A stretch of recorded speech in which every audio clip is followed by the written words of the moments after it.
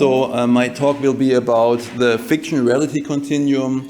It's a continuum I recently proposed so that we basically have two different axes. And I would start with my talk by looking again at the different dimensions of reality which exists. So we are mainly speaking about virtual reality today, but we have a lot of different realities actually existing. And basically from the left to the right, we can start with the physical reality. Then we have mixed reality. So for example, the augmented reality belongs to the mixed reality. Then we have the virtual reality. And what is often forgotten in the computer science departments is that we also have the mental reality. So what are the different realities we are talking about? The first thing is basically the physical reality. It's the reality which is an existence around us, the world we perceive. And we all know that basically the world we are perceiving is not the world which is existing. So there are a lot of small atoms turning and spinning, and what we are seeing is not really the world as it is, but the world as we perceive them. So this is the first reality we are looking into. The mixed reality is basically a mixture of the physical environment, what we are observing, and the virtual environment. And we have basically an overlay, and it's basically merged into a coexistent world we are observing. The virtual reality, it's just an illusion we are getting by having an artificial stimuli. So basically all our senses can be artificially stimulated. And this is basically the virtual realities we are producing nowadays using computer technology. The last dimension of reality is basically the mental reality. It means that's basically what is going on in our minds. So, for example, if we are dreaming at night, it's also a reality. And it's a very, very strong reality, because sometimes we can't really tell if it's basically what we are currently doing or if we are just dreaming. And then suddenly we wake up and then we realize, oh, what we just experienced it was just a dream. And having those basically realities separated, we have now basically our consciousness, and this is basically what we are perceiving about all these different realities. In addition to these realities, we also have a mental model. So a mental model means that we have a model of the surrounding in our minds. So we have it's very abstract. It's not as it is, it's just a model. It can be true, it can also be wrong. So sometimes our mental model is not correct with the surrounding. So we make wrong assumptions. And then if we have a wrong assumption, we are surprised by the result, and sometimes we adapt our mental model. So the mental model can be applied to the reality, our surroundings, but it can also be applied to other things, like how a computer works, for example. Then we have a model, how it works, and then we can use the computer technology. And if the model is wrong, we are surprised by the result that we are getting. So we can now basically have a look into the mental model and the dimension of the reality, how they basically are related to each other. So basically, we have the physical reality, our surrounding, and this is basically what we learn. If we grown up as a kid, we are more or less exposed to the physical environment. And this is basically building our mental models. That's what we are learning. And that's how we build our mental models. Based on the mental models, we are starting to dream. We have our mental reality based on what we experienced, formed the mental model, and then basically we were reproducing worlds in our dreams. And now basically we have in between these two extremes, we have the mixed reality and the virtual reality. So basically here we have stimuli, outside stimuli, usually generated by computer technology or other devices. And what we are now doing basically using the mental model is that we compare the world we are observing based with our mental model. And this basically defines if we accept the world we are seeing or we don't accept it. And this acceptance of the virtual world is basically known as the uncanny valley. The uncanny valley is a model where basically if we are observing virtual worlds, they can be very artificial and we can accept it. Yeah, for example, if we have like Disney, Mickey Mouse, for example, it's a very, very abstract person, but we accept it. If we come closer to reality and we have, for example, a robot and it's clearly a robot, we still accept it as a human being or as a kind of person. But if it's getting too close, it's very similar to a human being, but it's not identical to a human being, then there's suddenly a gap. So the acceptance is going down. So this is what we basically see here, this valley in between. And this is for still images. If we have animations, this gap is even getting larger. So if somebody is behaving wrongly, it's a very, very huge gap in here. So the gap was first found for humans, for animals, but it also exists for virtual environments and also for physical effects.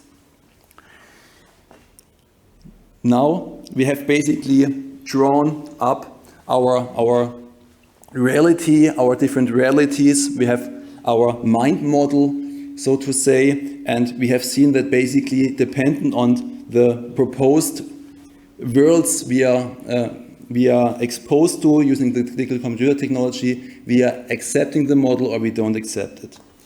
And what I found in addition very important is the narration, so content. So it's not only about basically the world we are building, but it's also about the story. And here basically comes the second dimension into play. That's why I call it FictionReality Continuum. The fiction, basically different kind of narration, and we can separate three different kind of narrations. The one is a non-fiction, so that's basically realistic stuff. We have the realistic fiction. This is a fiction which can possibly exist, and then we have non-realistic fiction. So this is completely basically what cannot be possibly exist in the environment we know of. And then we can basically draw this on the two axes, and then we can look at different devices, we can look at different stories, and then we can basically ask also new questions using this continuum, and then we can try to answer these questions. So here we have different devices. For example, we have the HoloLens, which can produce this mixed reality. We have head-mounted displays, which are producing the virtual realities. We have the dreams, which I have referred to before. And we have the senses to sense the physical environment. On the fiction, we have different type of fictions. We have, for example, biographies, so basically stories which existed. We have novels. They can possibly exist, but they are already imagined. And then we basically have, for example, space operas. Yeah, Star Wars, for example, it can probably never exist like how it's shown in the movies. And now we can place basically on this continuum, we can now place different media, and we observe that these virtual worlds are not something new. It's not like existence for the last 40 years or something, or the time we invented computer technology, but it's a very, very old model for humans. We started to tell stories.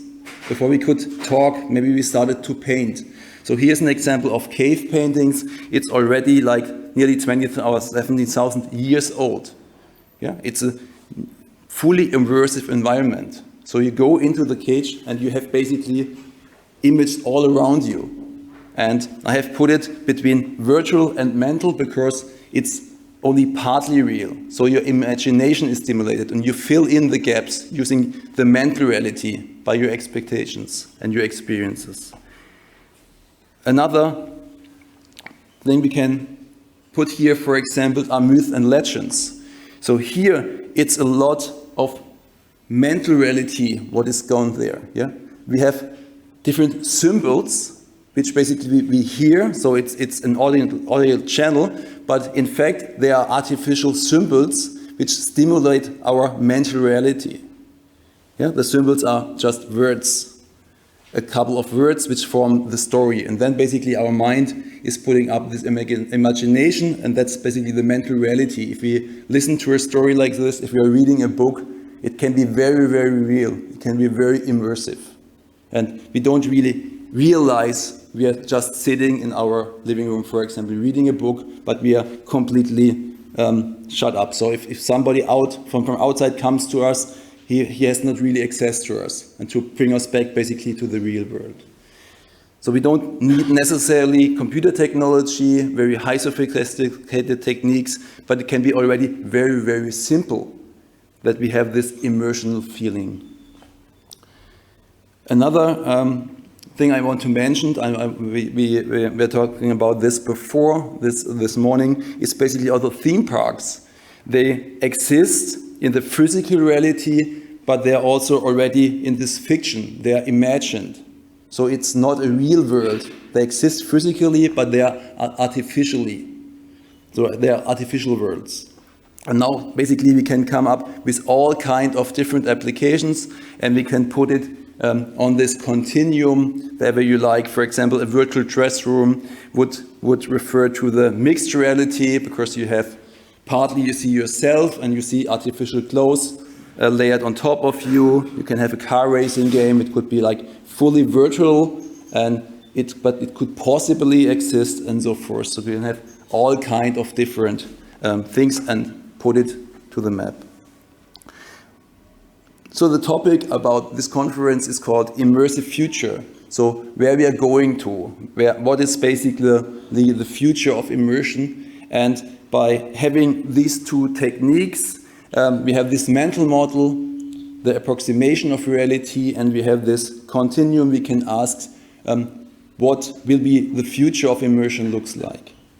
And the main question is basically, do we have to refer to the already well-known paradigms which we have experienced using other media, having experienced the real world, or can we come up with completely new paradigms using these environments? So the first questions we asked, so all the results here are usually by questionnaires from students. And so here the first question we ask is basically how real different things have to be. And here we separated the surrounding, the creatures, and also the physical environment, how it has to be real. And what we observed here for all three axes is basically that the people who already have been exposed to VR and they have experienced VR, they are much more willing to accept a much more unrealistic environment than the people who have not really been exposed to VR. So that means for us, if we are getting trained to new environments, that we are going to accept even much more unrealistic environments. Which means for an artist that we have much more freedom to work in these environments, and the people are going to accept it if they're going to be used to these environments.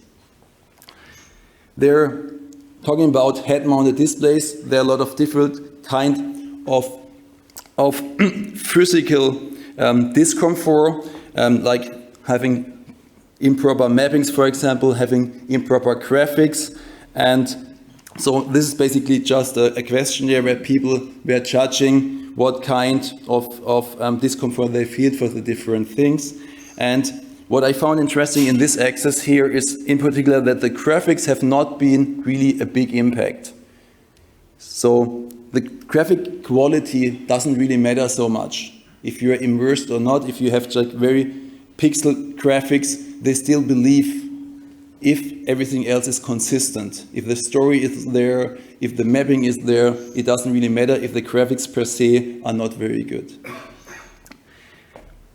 So, coming to this FictionReality Continuum, and we are looking on the different axes, and we can now compare different locations in this axis. We can, for example, ask, so if we want to talk in the virtual reality, we want to talk about non-fiction and we want to talk about non-realistic fiction.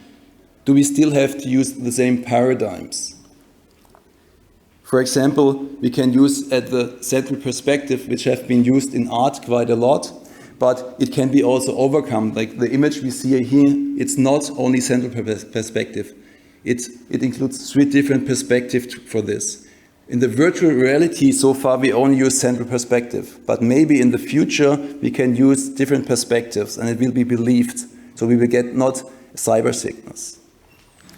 We can also ask here, for example, if we look at the physical reality, if we look at the virtual reality, we can also ask, are there changes in paradigms? So for example, least effort. So it means usually the people are very lazy. It means if we have to climb up a hill or we can go down, we would prefer to go down. But in virtual reality, if there is no effort to go up or down, maybe we behave different in these environments. So we started an experiment where we investigated different input and output devices to exactly ask these questions. Are we going to have the same decisions? It doesn't matter which input or output device we are using. So what we did is basically we looked at wayfinding through different rooms. So here we have different room setups, and the people were asked basically to explore the rooms and then to decide randomly what room they are leaving.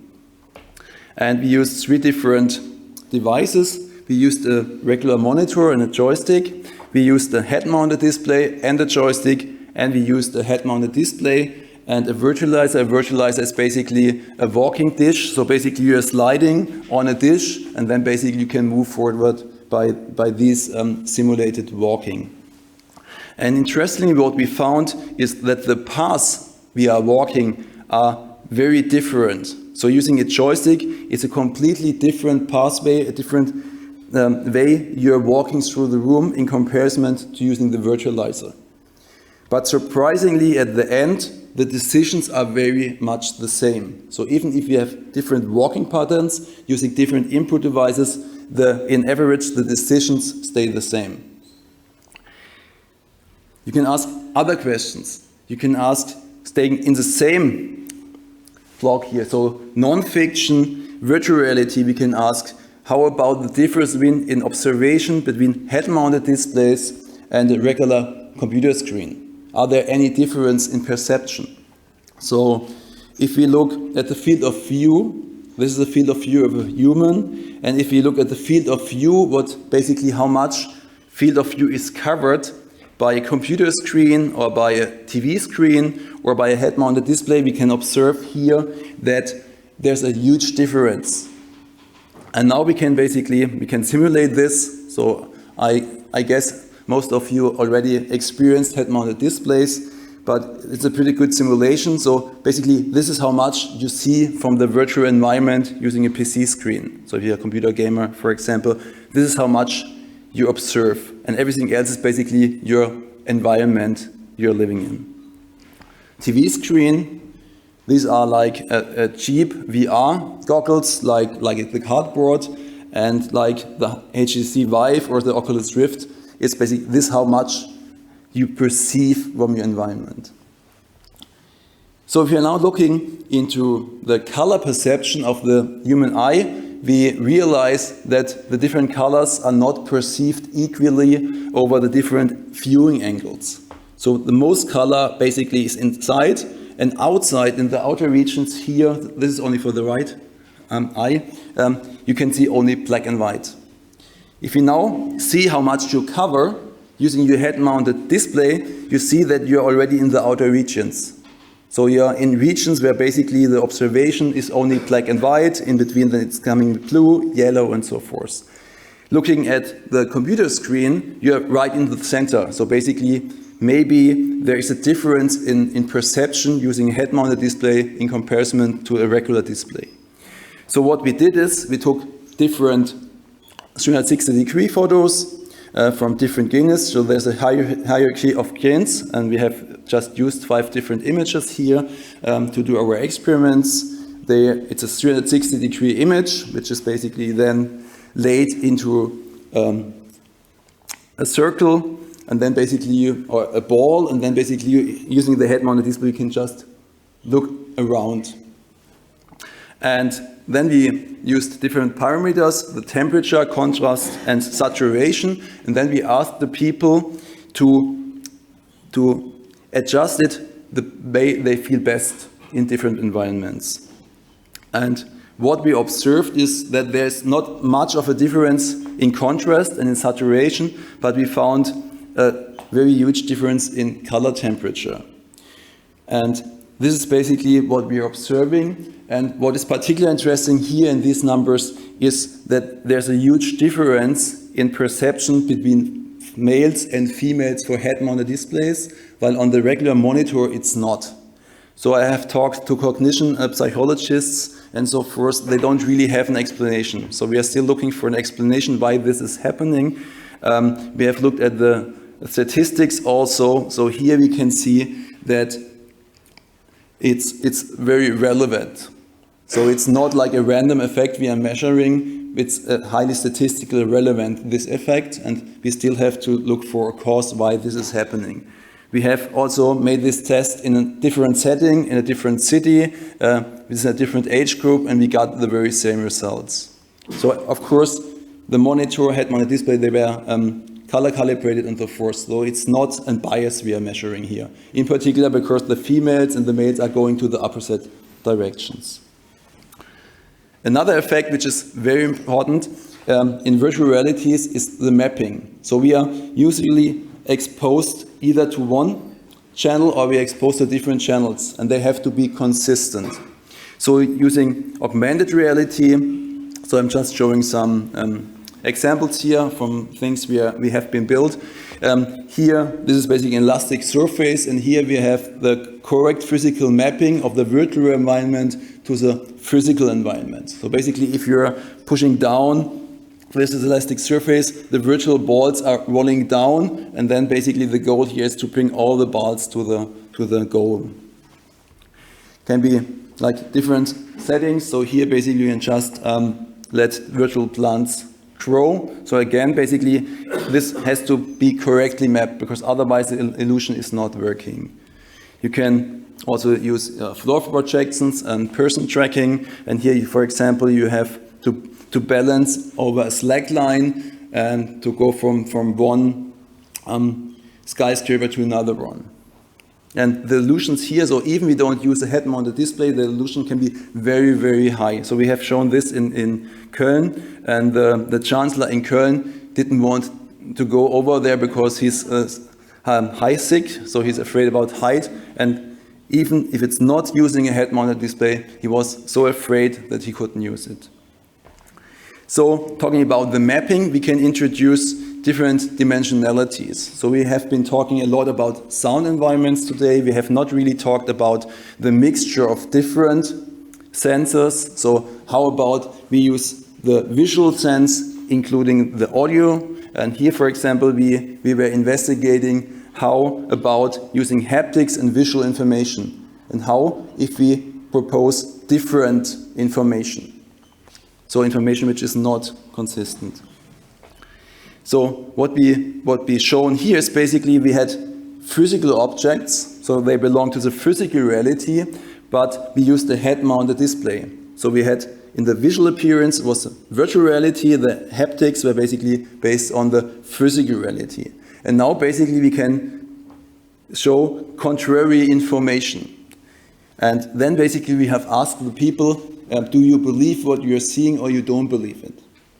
And we have done this using 3 physical materials, aluminum, acrylic, and wood.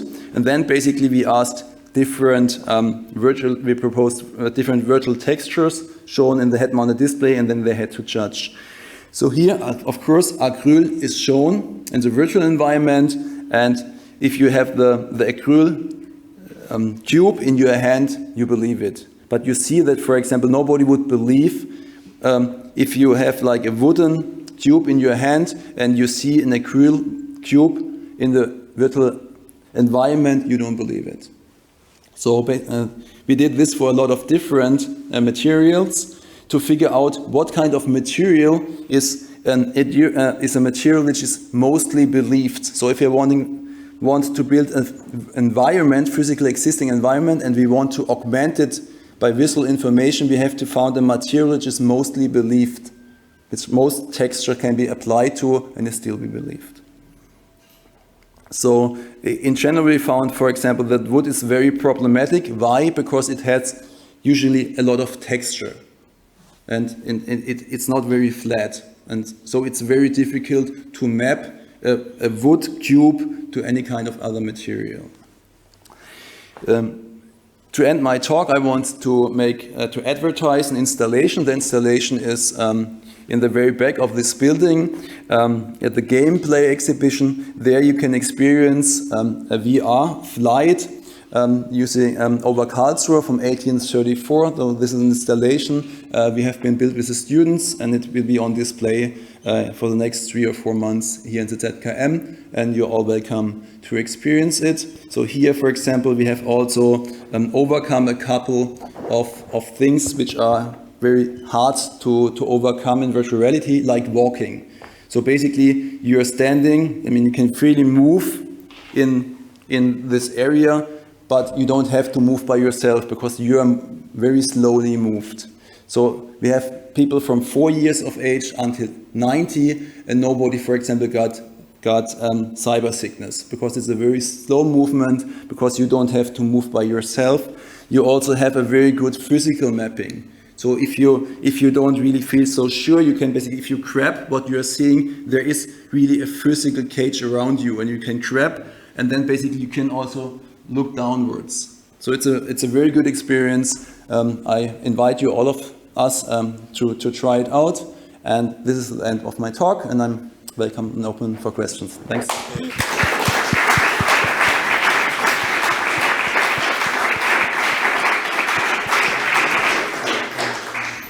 Questions, please.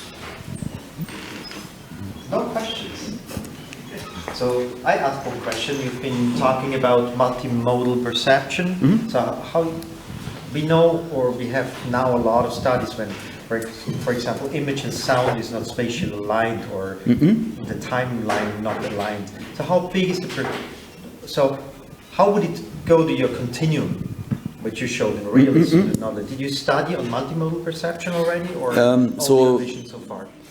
So far, the first experience we did was basically using touch and vision, but I think it's very interesting also, like, for example, to look at rooms, and you have room textures, for example, a marmor texture, and then you have the acoustics from a room which basically has like a soft tissue, and then you can ask people if they are believing it or not. So a lot of sound and virtual environments are currently researched for computer games, for example, to make this consistent. But it's really not going so far. It's more like just looking so far at the physical constraints, but not so much about the texture. Okay. And did you do some studies on when you just add small perturbations? So you have a quasi-realistic environment, but something just a little part or a little detail behaves differently, which would be, in my opinion, different to this global perception, if something is realistic or not. Do you have any studies, or do you work on this? We have now started to look into the virtual reality and the perception, the virtual reality and the real world, and we try to get the attention by, for example, moving small stuffs in these environments, in the real environments and the virtual environments, and compare if this is basically perceived identical. But it's just started. Okay, thanks. Any other questions? No. So thank you very much for the talk.